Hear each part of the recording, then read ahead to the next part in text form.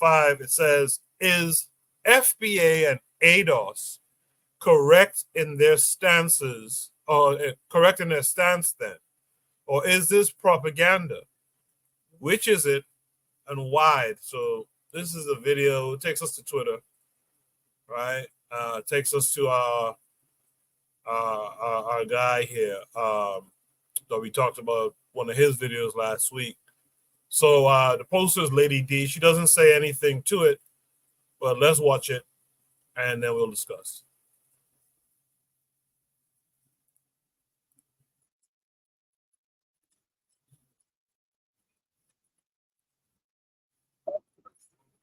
We can't hear anything.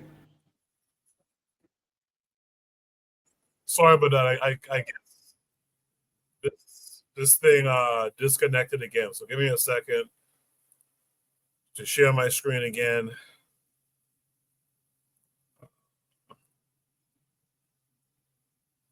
All right. So this takes us back to Twitter. Should topic number 5 says, is FBA ADOS correct in their stance then? Or is this propaganda? Which is it and why? So we'll watch the video and then we'll discuss. And especially the African-American experience. It's literally not duplicated anywhere on earth in history. African-Americans are a completely unique phenomenon as a people. Who they are culturally, what their history is, what their experience is, isn't duplicated anywhere on earth. You don't know where you came from. You don't know what country you came from. You don't know what culture you came from. You don't know what language you came from. You don't know what your religion was before. You, like I've said before, you're more American than anyone because you don't have any other identity.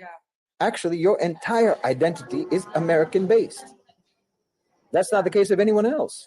I'm Irish American. I'm German American. I'm Italian American. I'm Jewish American. I'm this or that, the other. You can say African American, but you don't know anything about Africa. You don't even know which part of Africa. Africans don't call themselves that because I know my tribe. I have my language. I have my region, my country, my whatever. Like me saying European American. I'm not European. I'm specifically Irish and German. But you can't say that. You are American. You're the original Americans.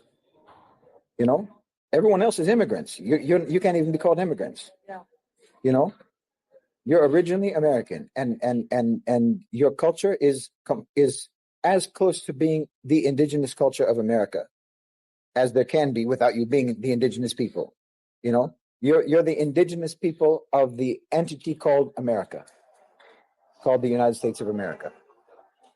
Everything else came from elsewhere. Your culture is the only one that came from right there because you were cut off from everything else. You know, there's nobody else like that. There's nobody else like that in the world. There's no other culture like that in the world. So I forgot that guy's name. We talked about him last week. I know Provide Triggers, if she was here still, she could tell us the name. A couple of the commenters on this tweet, one says 444 the blueprint. He says, I believe they're losing the grasp on Black Americans. And now they're trying to redirect by using our talking points. From the things I've read and encountered over the years, I would say we are the only Americans. We do not come from Africa, and life didn't start in Africa. I believe life started in this Western Hemisphere in the Americas. I believe Black Americans are the oldest people group on earth, but that history was just interrupted with colonization. When they dig on this landmass, I guarantee they find our ancestors, but they'll lie and say they found slave graves. That's an interesting take. Someone came in and said, someone white came in and said, American Indians are the first Americans. Another person, real, says, but the first generation off the ship knew which part of Africa and knew their tribe. Then the history and language was eroded. Same thing for the Africans in the Caribbean. We just got off the boat earlier. The history actually is documented. It's just not taught to a certain extent. And, you know, that reminds me, one of the things I thought of when I saw this is, his name is Shahid Bolson. When I saw this, one of the things and thank you for that provide triggers. One of the things I thought about was, you know, what makes it so unique? Because the guy keeps saying it's the only people, but I always wonder how come no one ever talks about the Caribbean a unique group. No one ever talks about that. It's kind of just assumed like Caribbean folks are like this extension of African folk, but no one ever talks about we have a unique experience, which is interesting.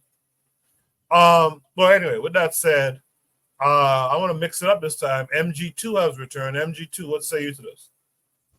Yeah, it's amazing coming from an Arab slash Jew slash German slash whatever, Irish or whatever. It's quite interesting that someone that is not of our species can actually, comment on, and that's his opinion. That's all it is an opinion. The thing is I'm glad you asked, is this propaganda or something else? It is more than just propaganda, and it's more than something else.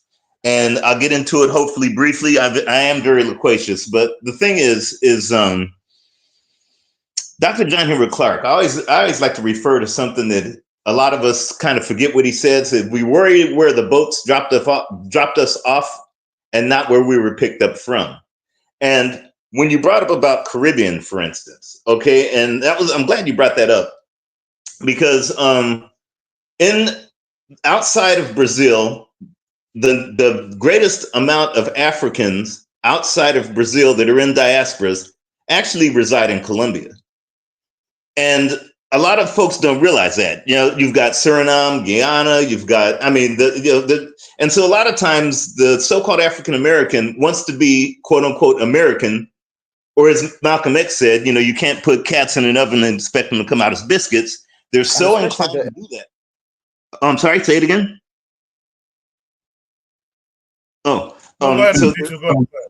yeah, they're so inclined to do that because of the fact that it's wanting to be something other than they are, and it's unfortunate. Not all, but I'm talking in particular these idiots that call themselves FBA and ADOS. One of the things that they really like, when the term African American in and of itself is foolish. Only an idiot would say that about themselves.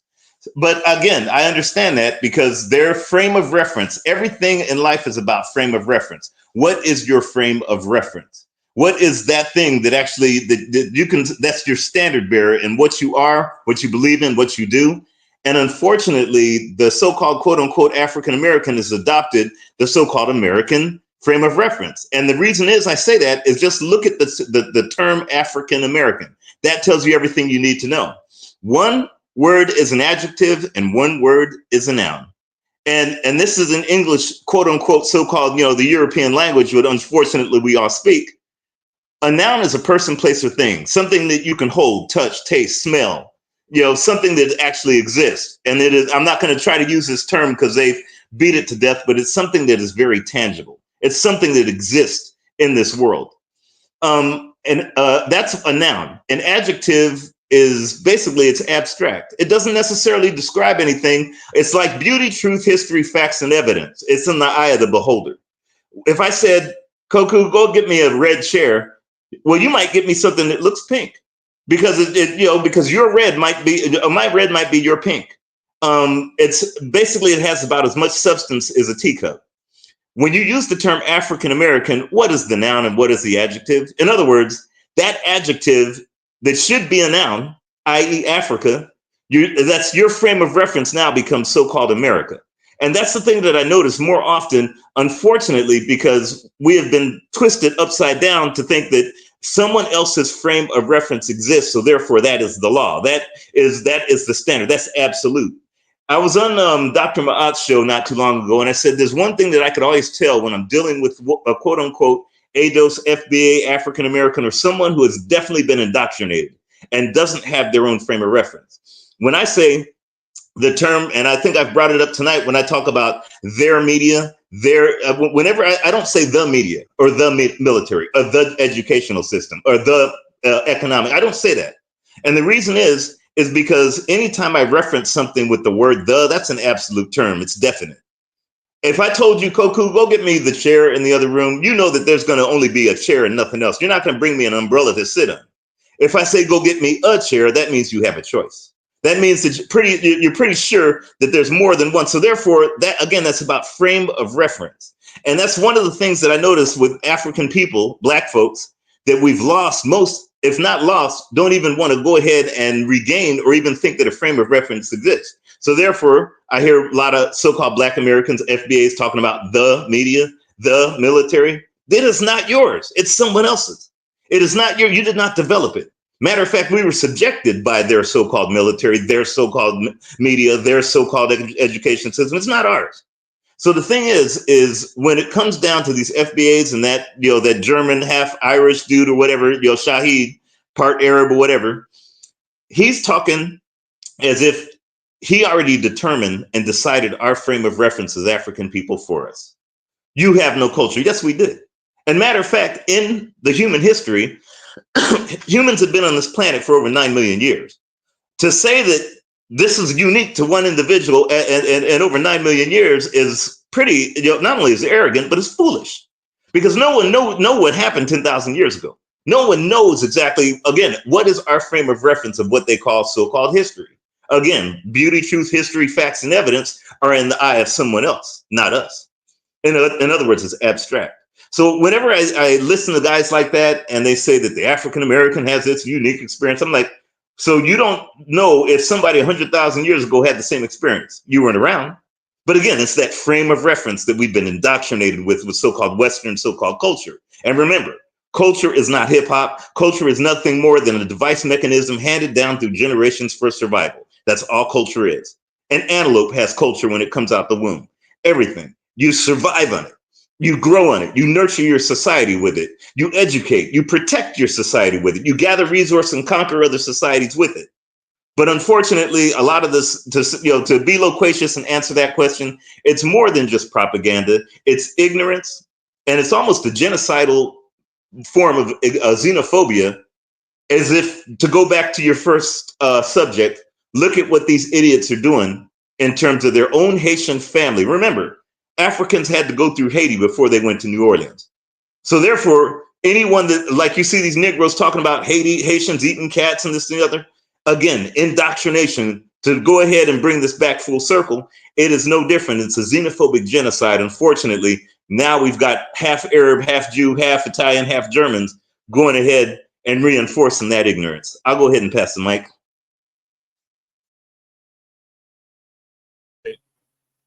Appreciate that insight, MG2.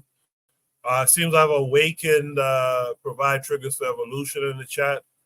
She says, I don't totally agree with his views, this guy in the video, on this topic, as I heard this clip before. Not being aware of one specific ancestral location doesn't negate the fact that we have an ancestral cultural location that we are connected to. My computer's going slow. Jigan is of the mindset that Blacks in America have a right to call themselves American, just like Jamaicans and Nigerians call themselves those things. Provide Triggers continues, says, Coco, my mind often goes in that same direction, vis-a-vis posing the same question regarding the Caribbean population. She continues, aren't Caribbeans historically identical to the African Americans? Why aren't they described as unique as well?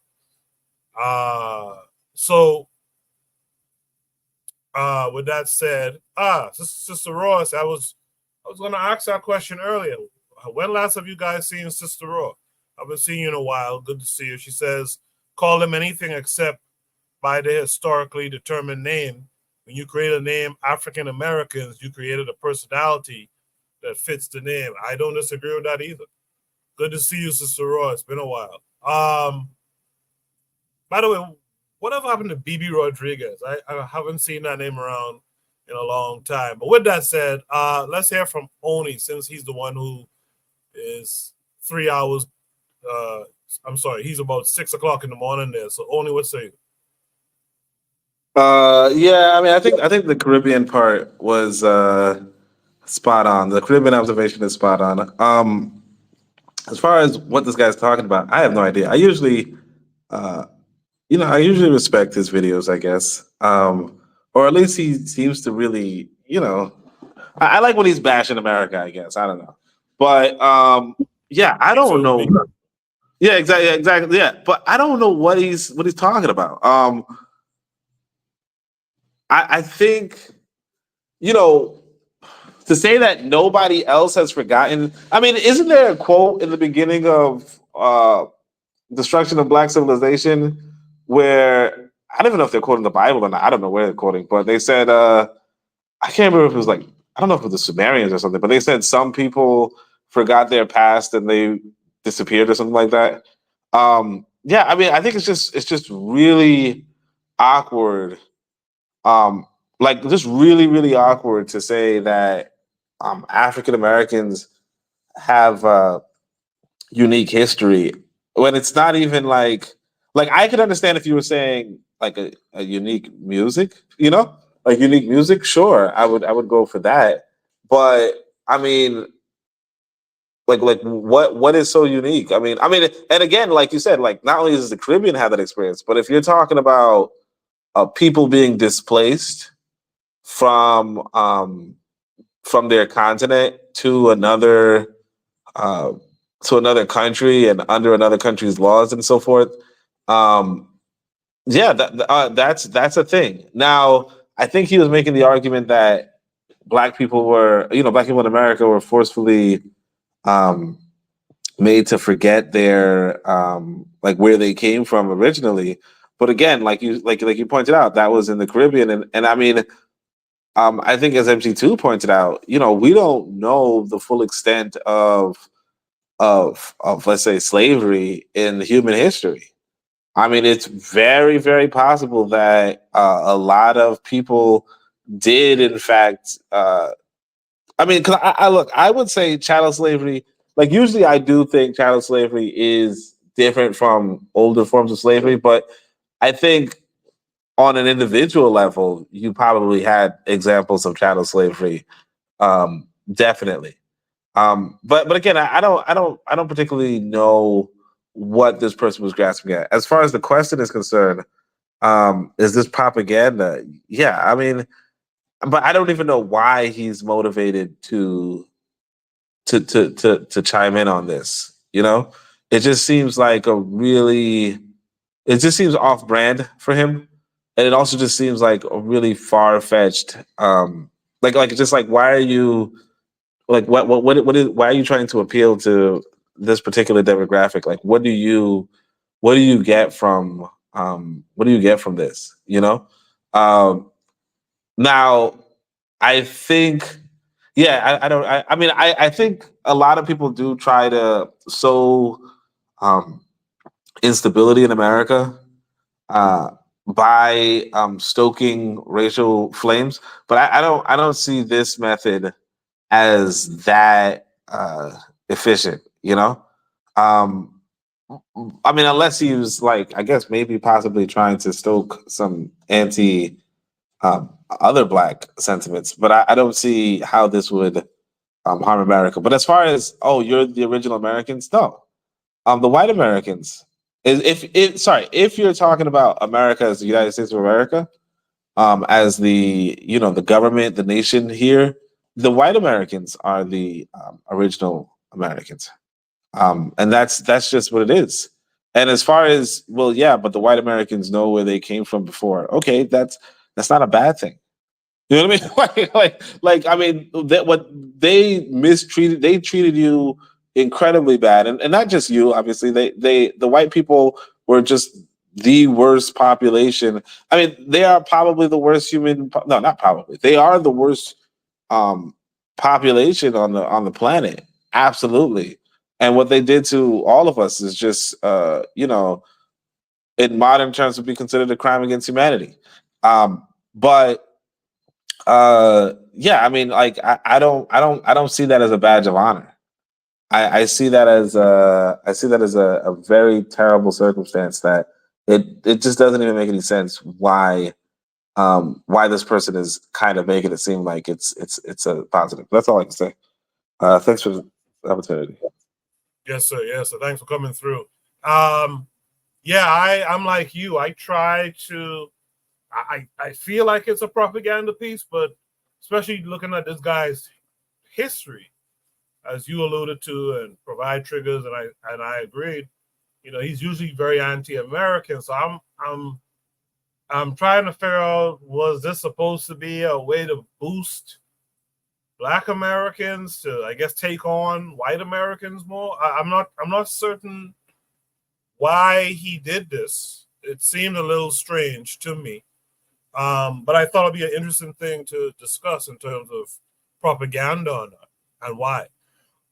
With that said, let's hear from Jose. Jose would say,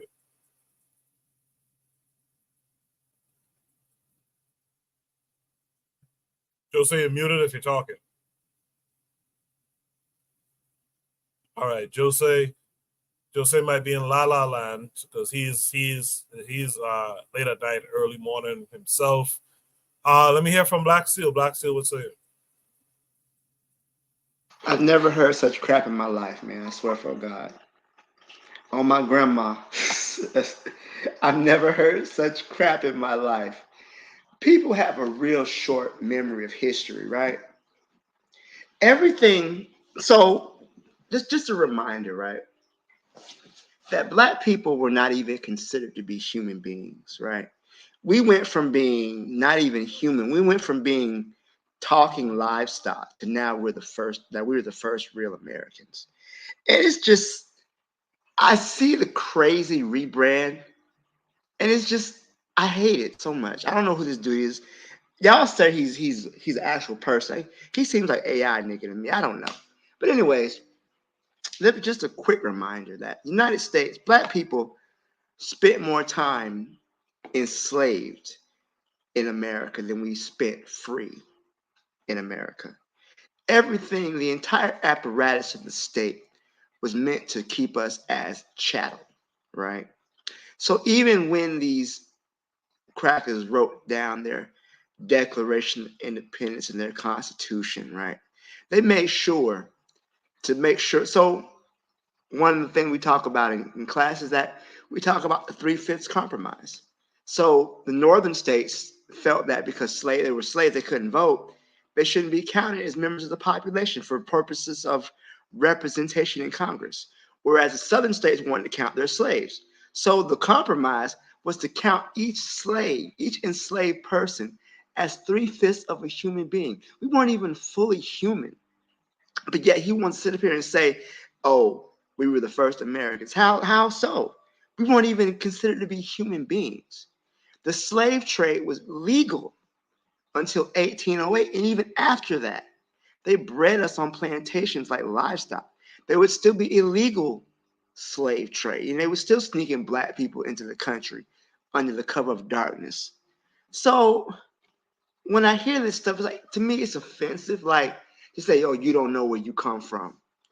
First of all, I'm Geechee on my dad's side. I know where I come from, and even if I don't know the specific tribe, I don't know specific. I know my ancestors came from Africa, and that's really all I need to know. All right, you can't tell me what county in Ireland you came from, and if you can't, so the fuck what? Who cares? But you want a cookie? Um, So this country has done everything possible to subjugate and dehumanize African people from the Civil War, right? They didn't even want to fight initially to free black people. It was a war to keep the states, to save the Union. So they would literally sit and send black people back to the enemy at first. It wasn't until the southern states started winning that they considered using black people as soldiers, and even then they didn't want to pay us a full amount of money. We got $7 a month as opposed to the white soldiers getting $14 a month. They could block like as if a black soldier couldn't stop a bullet better than a white soldier. You know, it's so crazy whenever I hear these. Oh, we're the real Americans. They've done everything possible to subjugate us, to dehumanize us, to deprive us of our rights. If we were real Americans, there would be no need for abolition of slavery. There'd be no need for a 14th Amendment to make us citizens. There'd be no need for a 15th Amendment to make us give us the right to vote. And even then we couldn't even fucking vote because they would kill us if we did. So when I hear this rebrand, oh, you guys are the real Americans. No, we're not. Because if we were really the real Americans, it wouldn't have taken us over 200 years to be treated as citizens. We literally just seen a young black man getting lynched in 2024 in North Carolina. But we're the real Americans.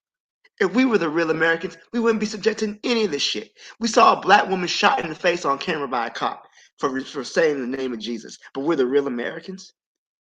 We're the real Americans. We have a unique experience because we don't know where we came from. We know from Africa.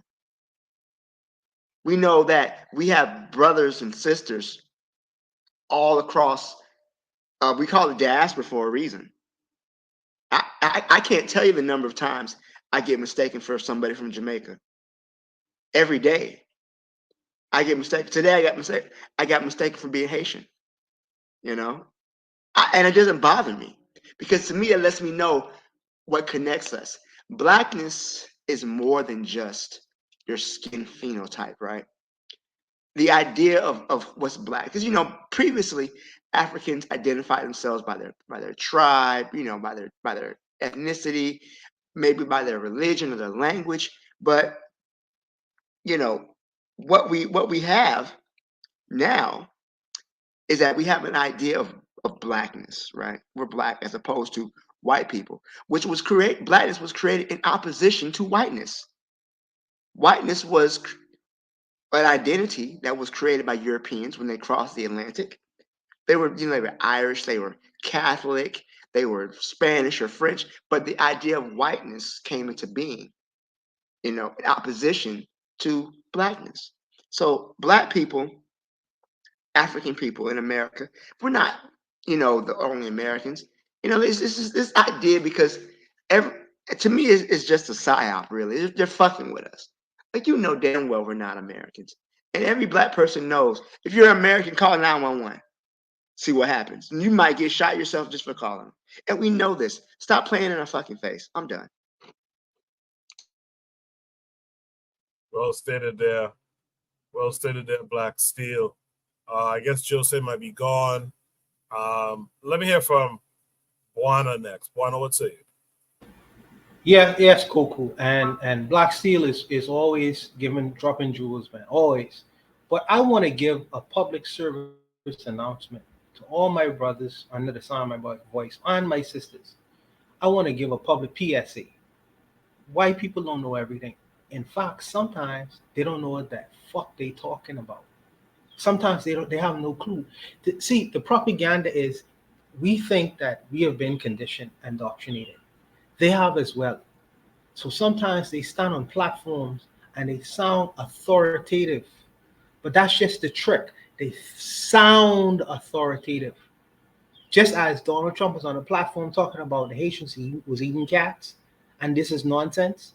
This man is I don't even know if he even know who Caribbean people are, or if he don't even know the history of Caribbean people, or if he even considered what happened in the Caribbean and Brazil and other parts of the Americas. I don't know if he was trying to be propagandized or if he's just ignorant to the fact of the rest of the black people. Of the rest of the black people in the Caribbean and South America. He may have no clue. You know what I mean? He may be historically illiterate. And that sometimes you have to question sometimes when white folks talking, especially authoritatively, because sometimes they are full of shit. Just trace some of the things that they say. But the trick is to sound like you know what you're talking about. When he talks about these things, when he talks about how unique the experience is to African Americans, I say WB. And then he goes into the whole slavery thing. I say, wait a minute. This man doesn't know what the hell he don't know what he is talking about. He don't know what he is talking about. Especially when he's talking about slavery in the Americas. You don't know what you're talking about. So I sit back and I listen. I say, okay, he may be educated on some matters, but he certainly is not educated on all matters. So sometimes, as an intelligent individual, a human being on this planet, question these fools. Just because he sounds authoritative on certain issues, that does not make him correct. You have to trace to see whether what he is saying is true or nonsense. Just as so-called other leaders who stand up on platforms making pronouncements as if what they are saying is true. Trace the things of what they're saying and figure out whether they're saying is true or nonsense. I'm not even offended by the foolishness he's saying, because he's just an ignorant white man to me. And he's just another ignorant white man who sounds like he knows what he's talking about. And there are many of them out there. Many of them out there. Do my brothers in America have a unique experience? Absolutely.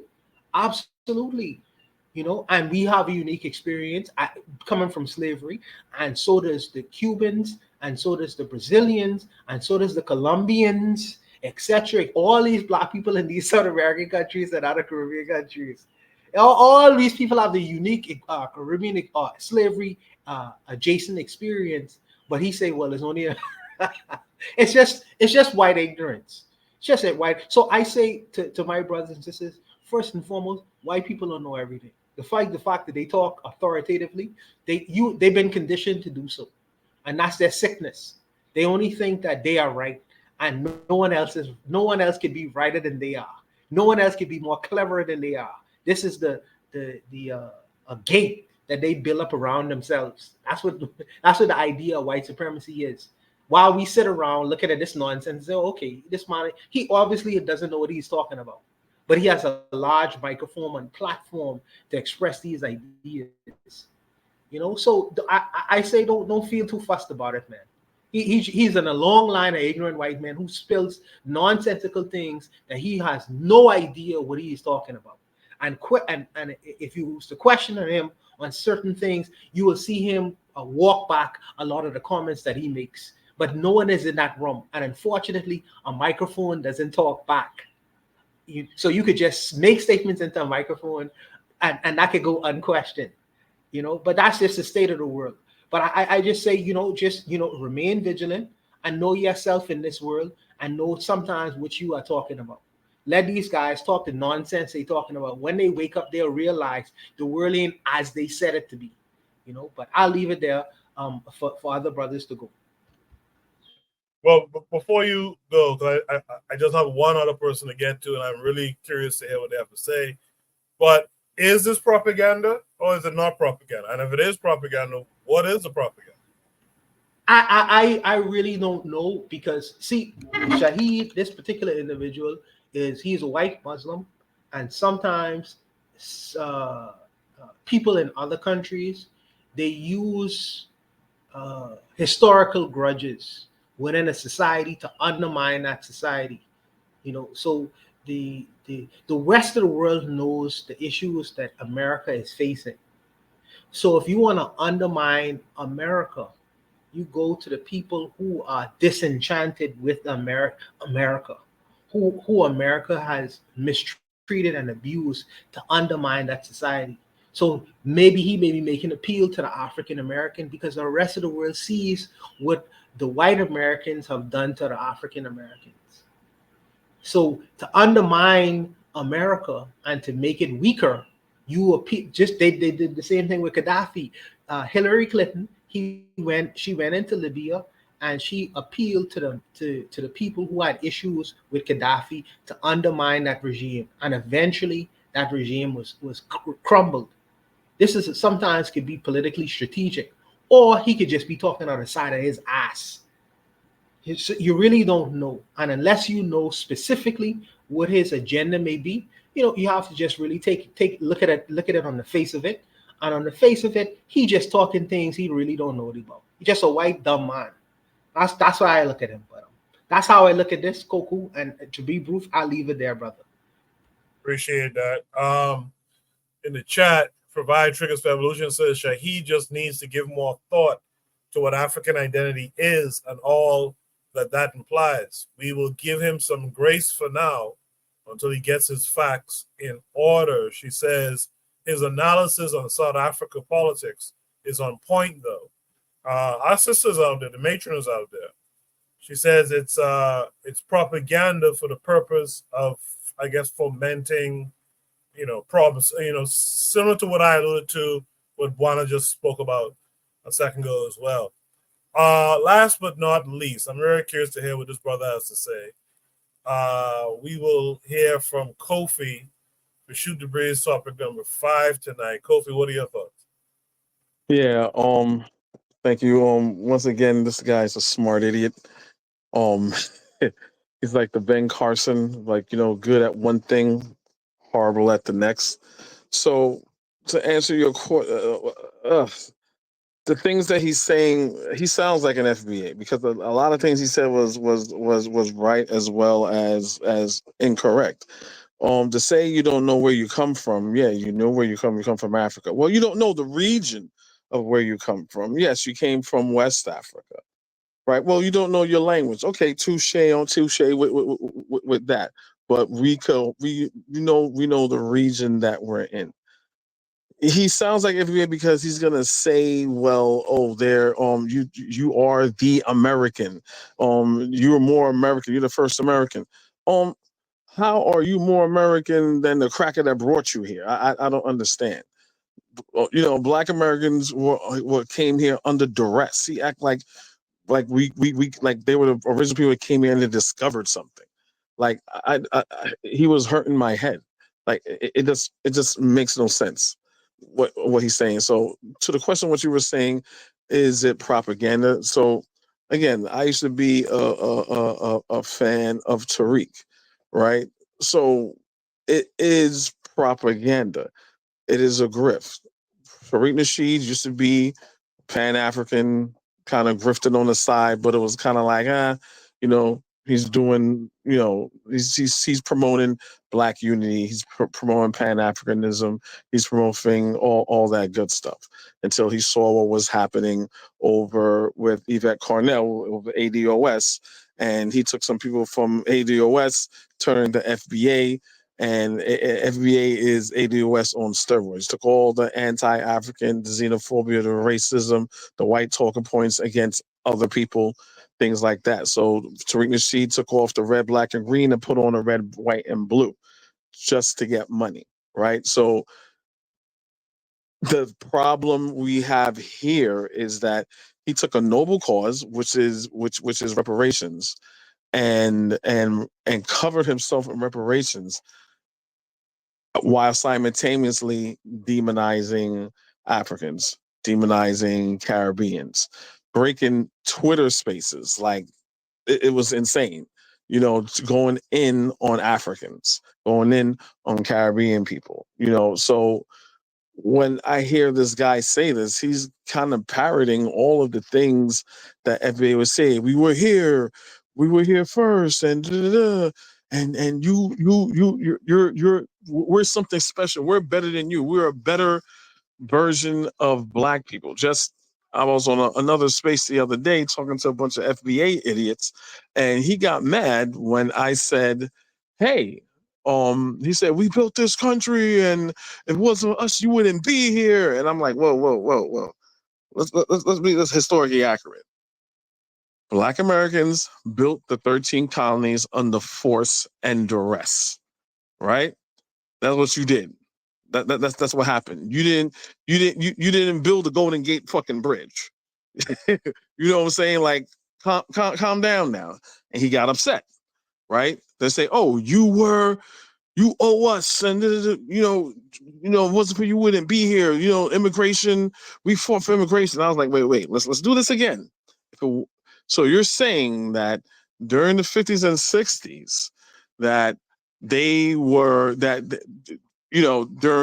the whole thing with Martin Luther King, Medgar Evers, and the boycotting, doing the boycott and stuff like that, and segregation and fountain, and you can't eat here, and you can't go on this bus, or you should go on the back of the bus, that someone said that, okay, y'all fought for Africans and Caribbean people to be here. They can't prove that. because again, these are people who are not like, I mean, we spoke about this already about people not being smart enough. These are the stupid people of society coming together. You know what I'm saying? On changing the course of everyday discussion, right? So when you bring up some, so Stokely Carmichael was here already during the civil rights era. Harry Belafonte was here during the civil rights era, marching. You know what I'm saying? Kwame Ture was not Kwame Ture. Oh my gosh, President. I forgot his name. Oh my gosh. Kwame Nkrumah was here, right? And to keep it 100, you had white people that was also marching with you. So, excuse me, So I think what it is with FBA, they're speaking to a segment of people that are very uneducated, right? Very low information, not that bright. Most of them I speak to are just not smart people. But one thing they do know is, hey, look, this country is bad. They owe us a debt, right? And we need a debt that's owed to us. So they get someone as a charismatic person that, like Tariq Nasheed, saying that is like, hey, look, now I have somebody to beat up on. Now, you know what I'm saying? I can't punch up, but I could punch down, right? So I could beat up on other black people and things like that. That's all that is, a segment of hateful people that feel like, oh, we have a voice now. So this is propaganda, but propaganda to the detriment of black people here in America and everywhere, because like I said, America is the biggest stage on one of the biggest stages on the planet, and how they see us treat each other and what's going on, it would be a problem. So that's pretty much it. Kofi in the chat, Jigan says to you that they say real Americans because we're not immigrants. Everyone else migrated here. What would you say to that? Oh, well, what I'll say that is total bullshit. So, and this is the thing about it. Like we were speaking about Trump the other day about the Haitian migrants and stuff like that. How are immigrant? Please look at what an immigrant is. An immigrant is a person who left a place of natural origin and finally settled somewhere else that is not of natural origin. So you immigrated here through force. A migration happened to you through force. There is no cap of where, well, I am no longer an immigrant because I've been here for like 4, 5, 6, 8, 9, 10 generations. Is this your place of origin? So he did say something as like, he said, you guys are the first Americans. When we say American, we're talking about citizenship. We're not talking about ethnicity. We're not talking about race. We're talking about where you are geographically. And where you are geographically, right, is in America. That's not your place of origin. Again, look up the word immigrant and see what it means. So if you want to say you're one of the first Americans in the fact of your nationality, American nationality, yeah, you'd be number 2 next to the white man. The real American would be the Native American. So it goes back to this Dan Calloway nonsense. It goes back to people not being educated, right? But they have a loud voice. And see how they taking over the conversation as it's valid. Because when you start talking about anything that is noteworthy as education, so okay, you say you're the first people here, right? How is so? Oh, because if you read the Explorers said black. Okay, so let's go back. You're going back to the 1600s and so on and so forth. So you're saying Christopher Columbus and these Europeans don't know the difference between an African and a Native American. Is that what you're telling me right now? And you show them the same information and then, saying like, hey, look, they know what an African was. Like, I don't like using this term, but us Caribbean people, we like to use the word West Indies. Do not use the word West Indies. Why? Because what you're saying, Christopher Columbus is right. Christopher Columbus sailed, right? Because he want to find a faster way into India. So when he came into the Caribbean, and he went on Hispaniola and he saw the Taino, and the Arawak people, and he said they were Indians, he thought, oh, wow, I am west of India. So I am in the West Indies. If you want to talk about you, the first black people, he didn't say, oh, wow, I must have passed India and landed in Africa. So what are you guys talking about?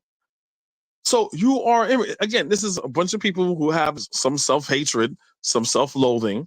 So now we're the ones that are being, now we get the ones that do the kicking and the stomping and put our boots on our neck. The only thing is they're not doing it to the white people that oppress them. They're doing it to their own brothers and sisters that they know that they are brothers and sisters. But to feel that not to be in that box of with us, they think they're special. Like anyone watch the Boondocks, you listen to an FBA person. I mean, it's on my channel. It's one of the first crappy videos that I did. It's episode 1, season 1 with the Boondocks. You have Uncle Ruckus saying, "Don't trust them new niggas over." He's had a song saying, "Don't trust them new niggas over there." And when you listen to Tariq Nasheed and these people, it's all about undermining. Oh, they're African. Oh, they don't know what they're talking about. They're Jamaican. They don't know what they're talking about. Then what comes next? What comes next? Oh, they're trying to replace you. Oh, they're trying to undermine you. They don't care about you. They don't. It's not saying that this is what his intention is, but this is the pretty much playbook what Hitler did to the German Jews, right? Number one, you take away their humanity. That's what Trump is doing with the Haitians. You take away the humanity. You take away them being human, being something that you can relate to. Then you gotta say they are a threat to you. So when something happens to them, you have no feelings, you have no emotions for them because you have vilified these people. So he needs to really do his research, because what he's doing, he's kind of enabling something that could go very wrong. So I just hope when this FBA bullshit, I just hope the worst is over and it's all just be done and all the right-minded intelligent people will just go away like a bad cold. That's pretty much it. Thank you for that, Kofi. Is there any other last thoughts on this prompt? All right, that's the show for tonight. Before you guys in the panel leave, please don't leave yet. I'd like each of you to give a positive shout out, something you saw that was terrific in the Black world, or even something that probably happened to you personally. Let's start with Black Seal. What would you like to shout out this week, bro? Well, we lost a couple ancestors this week. Shout out to them. Shout out to James Earl Jones. Shout out to Frankie Beverly. And it's so funny because, I usually go to karaoke with a lady friend of mine. And I was singing Frankie Beverly. And the next thing you know, I found out he passed away. So shout out to them. Even though they're gone in the flesh, they're still here in the spirit. So that type of artistry is never going away. So shout out to them. Even though, we hate to lose them, they lived a long life. I think that they influenced generations of artists and musicians, and I don't think they'll be forgotten. So, shout out to them. Appreciate that, Black Seal. Shout out to you for being here once again. MG2, would you like to shout out this week?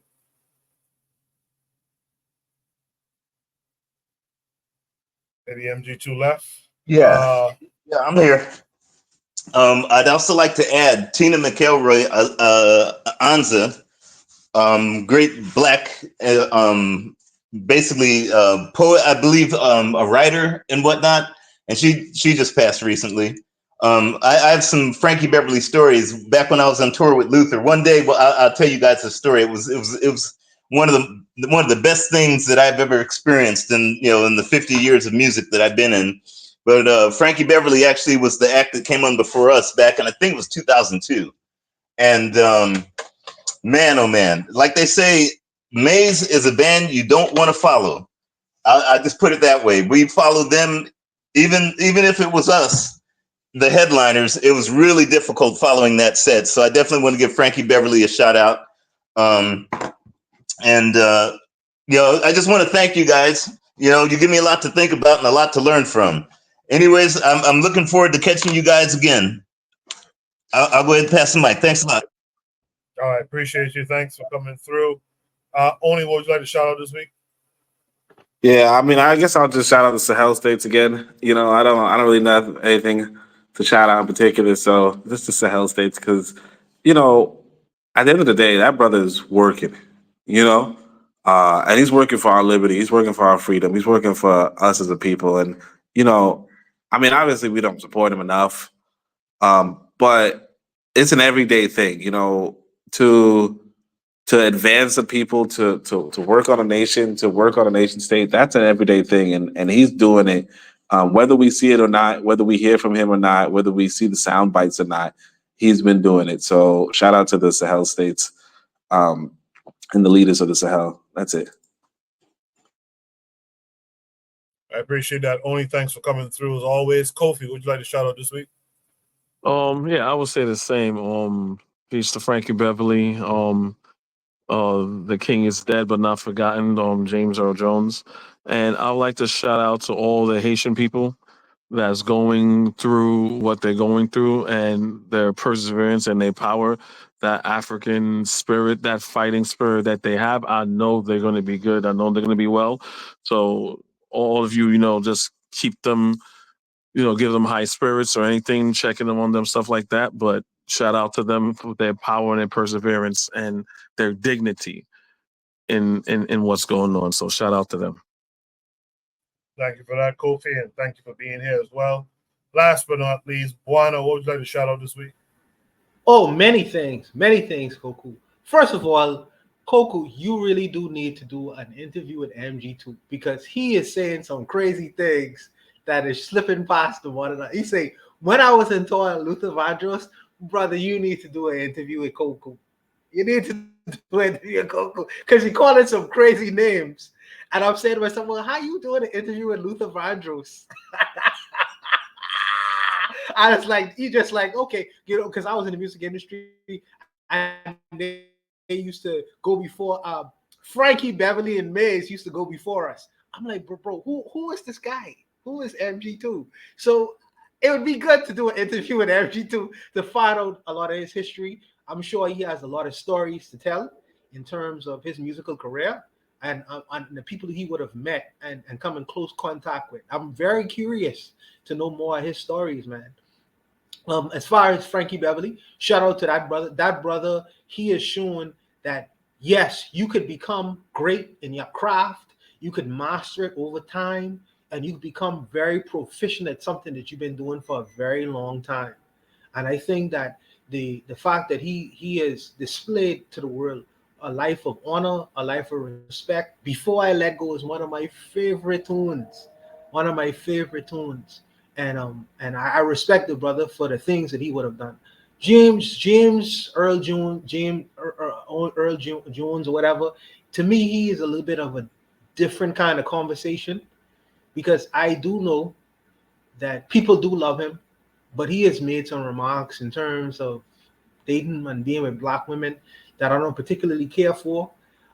You may not necessarily have to like all aspects of a human being, but some things do stand out, So shout out to his life, though. He was a very proficient actor, and he gave a whole lot of people a different kind of image of the black man. Yeah, so I respect him on that grounds, So shout out to him for that. Finally, I would like to say Nasheed and his lot has created too much divisiveness and hatred within the black community online. Bonnie, you're breaking up a little bit. Can you change your position or something? Because you're breaking up a little bit. And I think that we need to get back to the love. That is the sake of money. This is the crux of the matter. Somebody is turning a profit over creating divisiveness among us and creating and showing the worst parts of ourselves to each other. And I think that we need to start to display some of the more positive aspects of the black world, which is a love and respect for humanity and each other. And we need to get back to that to counter the narrative that's being put out there consistently on a daily basis. So I'm asking the Black world, where's the love? Where's the love, man? Where's the love? We need to get back to that and start to display that as a counter to these ridiculous narratives that's being put out there on a daily basis. So I would challenge the brothers in the face of ignorance and in the face of hypocrisy. You have to display something different to the rest of the Black world. So the young people will see that there is an alternative than to all this hatred and divisiveness. Yes, there are all these comments and all these little grudges that people hold, but where is the love? Where's the love? Let's bring that back and make the Black world great again. But I'll end it there, Coco. I appreciate that, Juan, and I appreciate all of you who participated from the chat to the panel and back. We'll be back next week, 8 p.m. Eastern Standard Time. We'll try to end on time next week at 11. But I think the conversations were good topics tonight.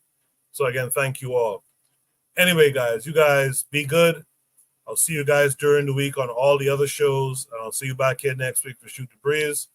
Until then, you guys be good. Peace.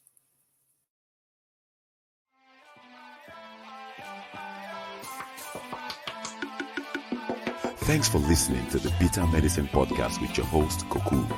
If you like what you just heard, we hope you pass along our web address, bittermedicineblogs.com, to your friends and colleagues, and share our show to all your social media. Be sure to check out our archive section on our website for previous podcasts. This has been a KWAZ radio production. Join us next time for another session of the Bitter Medicine Podcast.